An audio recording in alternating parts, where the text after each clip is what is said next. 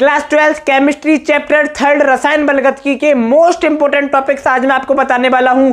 इन topics को अगर आप तैयार कर लोगे तो आपके रसायन बलगतिकी चैप्टर में इन टॉपिक्स से बाहर पेपर में नहीं पूछा जाएगा, क्योंकि पिछले 4 से 5 सालों के पेपरों को देखने के बाद, काफी रिसर्च, काफी एनालिसिस करने के बाद कुछ ऐसे टॉपिक्स निकल कर आते हैं जो कि पेपर में बार बार आते हैं और इससे बाहर पेपर में आने के चांस बहुत कम होते हैं। और आप इनको तैयार कर लोगे तो आप बढ़िया करके आओगे। ठीक है, तो शुरुआत करते हैं। आपका पहला टॉपिक है अभिक्रिया का वेग और उसको प्रभावित करने वाले कारक। आपको पता होने चाहिए अभिक्रिया का वेग इतना नहीं, लेकिन उसके वेग को प्रभावित करने वाले कारक, अरे ताप है, दाब है, उत्प्रेरक है, ये सब आपको पता होने चाहिए। नहीं पता तो पता करो। मैं आपके लिए पहले से ही तैयारी करवा रहा हूं, आपके लिए पूरी प्लेलिस्ट केमिस्ट्री की बना दी गई है, चीजें आपके लिए आसान बनाई जा रही हैं। बस आपको लगातार देखने की आवश्यकता है और आपको क्या करना है, बस एक मेहनत की आवश्यकता है। ठीक है ना।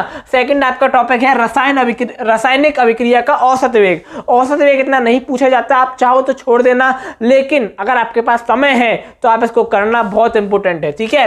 कोटि आणविकता, अभिक्रिया की कोटि, अभिक्रिया की आणविकता पेपर में आती है। कोटि और आणविकता में अंतर जरूर से कर लेना। ठीक है ना।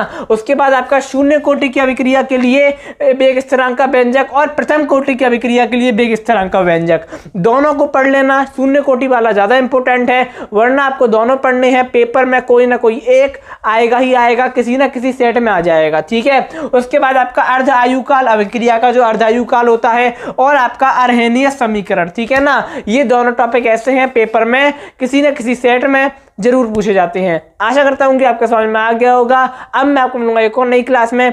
नई क्लास में मिलने से पहले फटाफट से ले लो स्क्रीनशॉट, और स्क्रीनशॉट ले लिया हो तो फटाफट से कर लो नोट। कॉपी में नोट होना चाहिए। अगर आपने सपना देखा है 95% लाने का केमिस्ट्री के अंदर, तो आप इसको नोट करो। ये टॉपिक ऐसे हैं जो पेपर में आते ही आते हैं। ठीक है ना। अब मैं आपको मिलूंगा एक और नई क्लास में नए टॉपिक के साथ में। तब तक के लिए धन्यवाद।